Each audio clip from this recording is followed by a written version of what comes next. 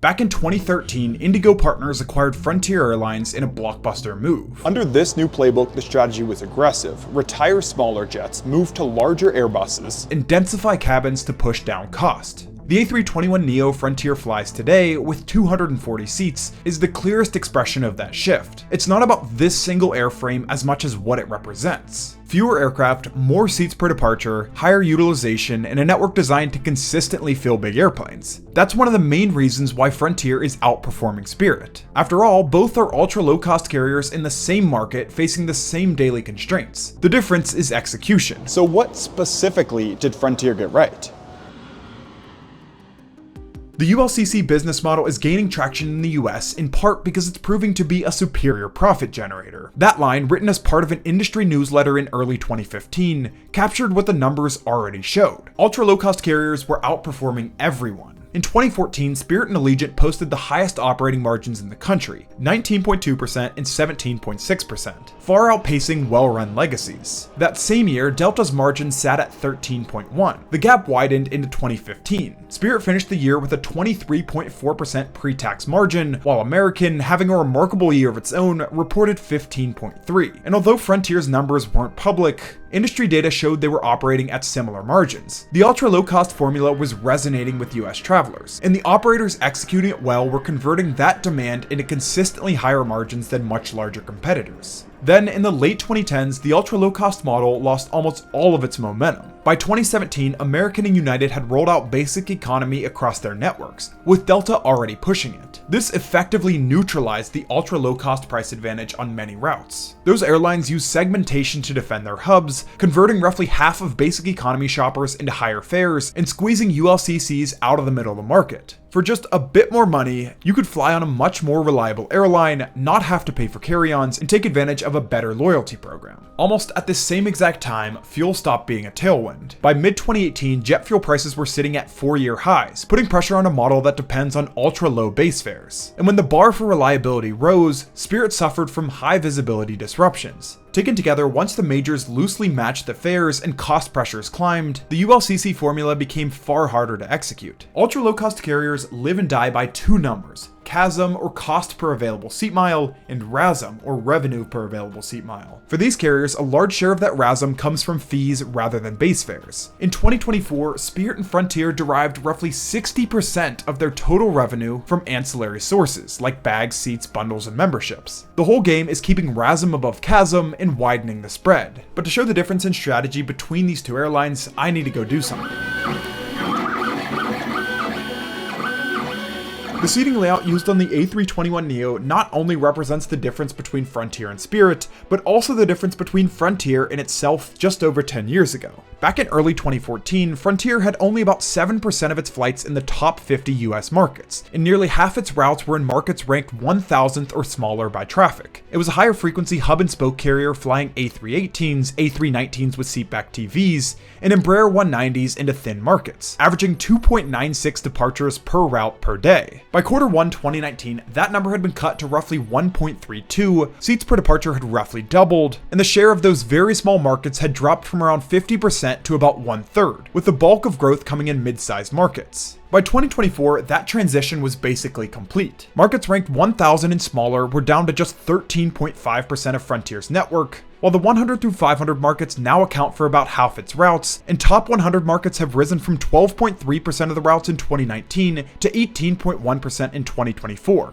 At the same time, Frontier's average seats per departure had passed 200 for the first time. This was after systematically retiring the Embraer jets, A318s, and A319s, and standardizing on high-density A320 and A321 aircraft. This 240-seat A321neo is the extreme expression of that strategy.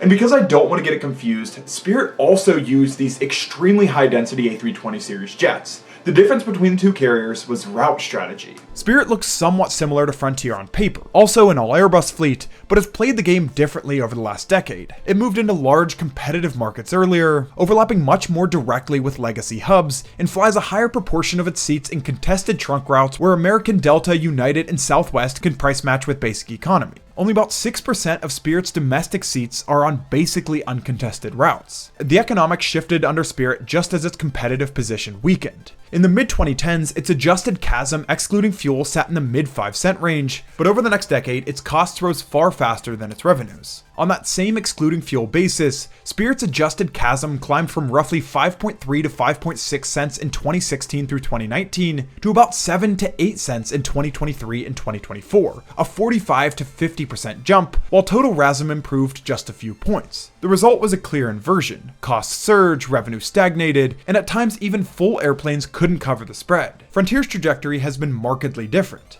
Indigo's densification program pulled Frontier's excluding fuel CASM down from roughly 7.9 cents in 2013 to around 5.5 cents by 2016 through 2019, essentially matching Spirit at the time. Post-COVID, Frontier's number rose to roughly 6.8 cents in 2024, but the slope has been far shallower than Spirit's. This has amounted to a 20 to 25% increase from 2016 to 2024 versus Spirit's roughly 45. A major reason why Spirit's gap widened so quickly is pilot pay. Spirit's pilots ratified a new contract in early 2023 with increases in the 30 to 40% range, front-loaded to match the post-COVID wage reset across the industry. Analysis shows Spirit's labor cost per available seat mile up roughly 52% versus 2019, consistent with that deal in broader wage inflation. Frontier's pilots, who are also ALPA represented, sit in a very different position. Their contract became amendable in early 2024. Negotiations remain ongoing and no new agreement has been ratified. Frontier is still paying pre-boom rates while Spirit is already on the new, much higher post-COVID scale. That timing mismatch explains a significant share of the CASM divergence now separating the two carriers. But the separation isn't only cost math, it's execution. Spirit entered this tougher era with a long-standing service and reliability problem. By the early 2010s, DOT data already showed Spirit leading the industry in customer complaints at roughly 3 times the rate of any other major airline. That reputation hardened after 2 breakdowns. The 2017 pilot contract dispute that triggered hundreds of cancellations and chaos at Fort Lauderdale, and the 11-day collapse in summer 2021 that canceled nearly 2,900 flights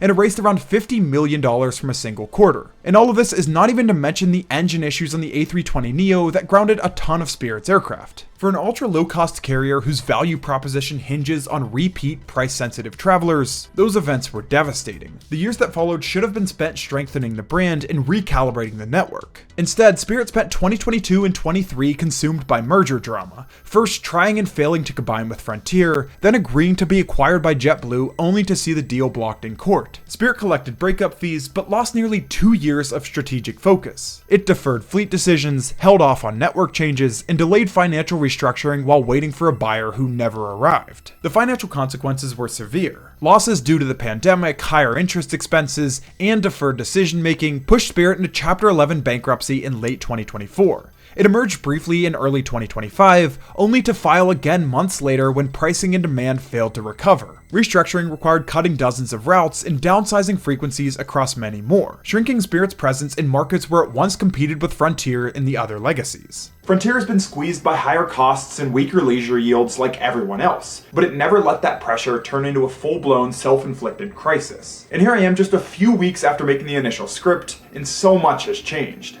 Spirit, who I mentioned is already in its second Chapter 11 bankruptcy, secured emergency financing to keep operating, while in parallel merger talks with Frontier have completely resurfaced. Not to mention that just a few days ago, Frontier's CEO stepped down out of nowhere. It's pretty safe to assume at this point that the next few months will be extremely consequential for both carriers.